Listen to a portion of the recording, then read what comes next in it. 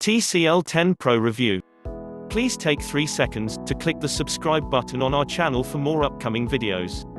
The TCL 10 Pro is an attractive mid-price phone with a great screen. It's a decent buy as long as you moderate your expectations of the camera and battery life. The TCL 10 Pro is similar to a OnePlus device, in that it looks like a high-end mobile, but without the accompanying high price. In fact, right now it's cheaper than the OnePlus 8 at $449. While the name may be unfamiliar to the majority, you'll certainly have come across some of the products TCL makes.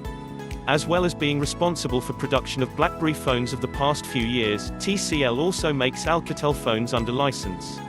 The company also manufactures a number of TVs.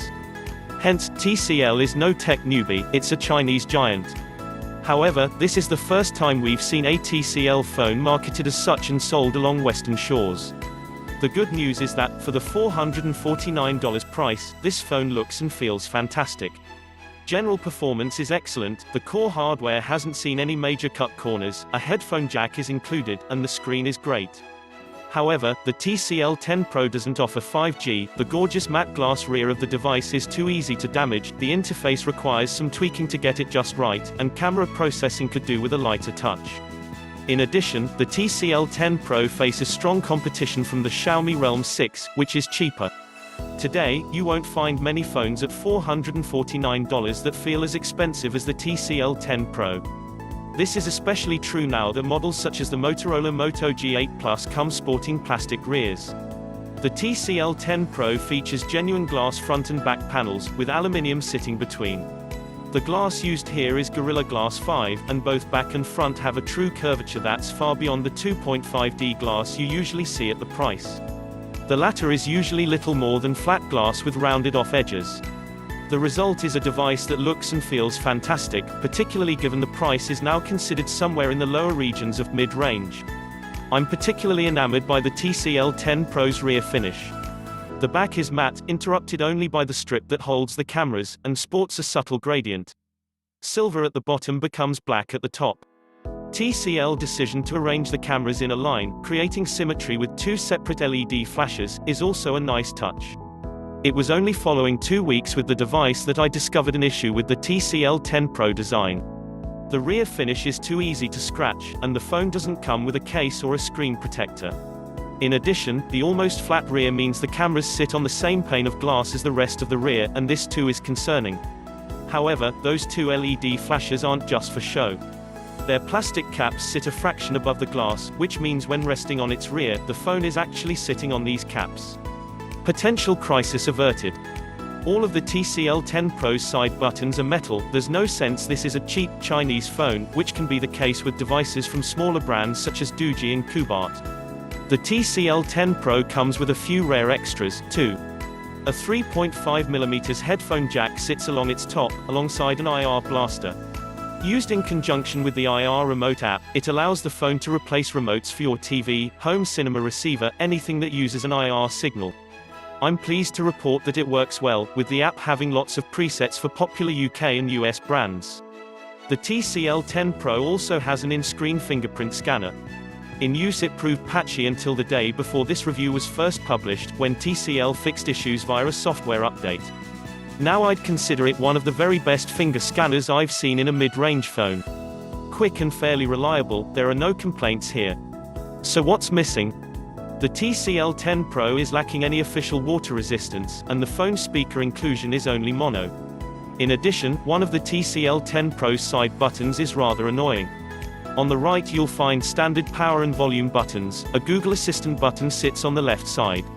The issue is that it's all too easy to accidentally depress the latter in your pocket, bringing up Assistant when the phone is asleep.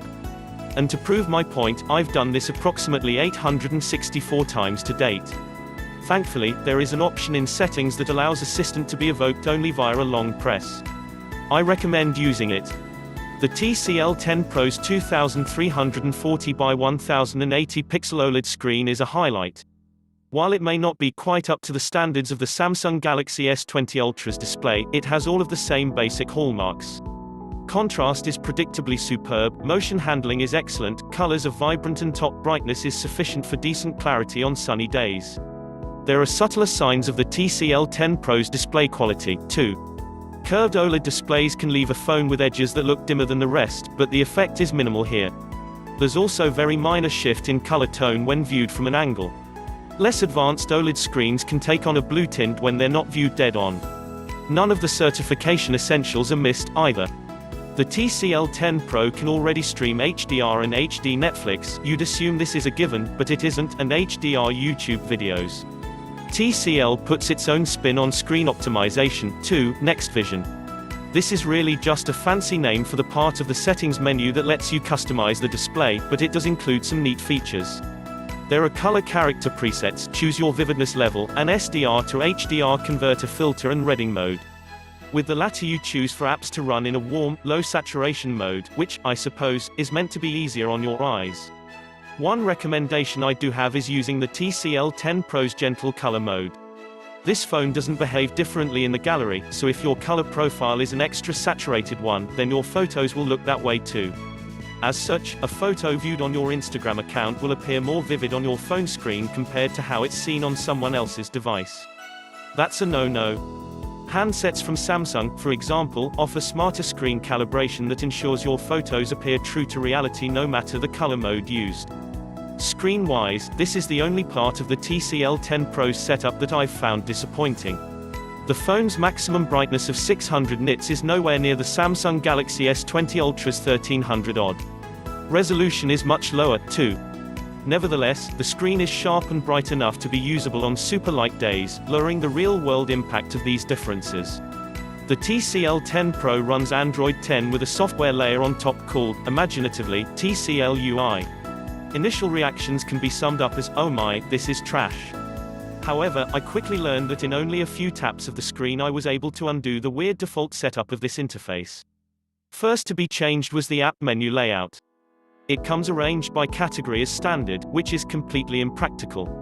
Your app drawer ends up being 3 miles long, with half of your apps ending up in an other category. Handy. Switch the app screen to order alphabetically and suddenly TCL UI starts to look as good as most other interfaces. It's also possible to order apps by icon color. It looks attractive, but, again, it's simply impractical. I also recommend maxing out the number of app rows and columns. This is a big screen, fully capable of handling the extra icons. Other parts of the TCL 10 Pro interface are also impressive, not showing any signs of TCL overreaching to add a distinctive character to the phone. There's an extra home screen, but it's just the standard Google feed. The settings menu is simple enough to navigate, and while the lock screen is a TCL design, you can switch to the standard Google-style one if you prefer. So, first impressions of the TCL 10 Pro software may be poor, but the issues are really surface level. It took only 2 minutes of tweaking to knock the interface into a shape I actually like. General performance, too, is excellent. I saw far more responsive transitions and much lower lag than I experienced the week before using the Samsung Galaxy A51. The TCL 10 Pro has a snappy feel not dissimilar to a true high-end phone. And to achieve that snappy performance, the TCL 10 Pro doesn't include any extraordinary hardware. The device has a Qualcomm Snapdragon 675 processor accompanied by 6GB of RAM, which is slightly better than the Google Pixel 3a XL Snapdragon 670. The CPU in the TCL 10 Pro is relatively old, announced back in 2018. The Snapdragon 730G is an obvious newer alternative, and can be found in the Xiaomi Note 10. But is it actually better?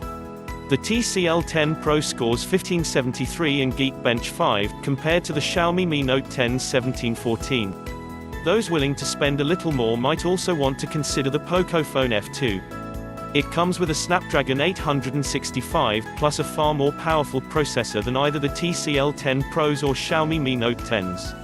The TCL 10 Pro's snappiness is more likely down to low added software overheads and the use of fast RAM and internal storage.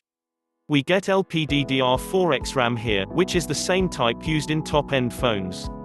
It can handle data at 17 GB per second. And the storage reads at an SSD like 509 MB per second.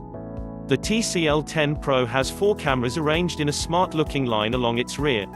Only 2 of them feel essential, though, as with many quad-camera phones at this level. There are standard and ultra-wide views, but no zoom. The third and fourth cameras are 2-megapixel sensors for background blur photos and a 5-megapixel macro. Macro photos are passable, with greater close-up detail than you'd see from the main camera. However, the macro isn't good enough to make me want to actually use it regularly. Portrait depth images aren't great, either. Too often you'll see images that look unnatural thanks to dodgy depth mapping. This is no great surprise when companies such as Huawei and Samsung have made far more high-end phones.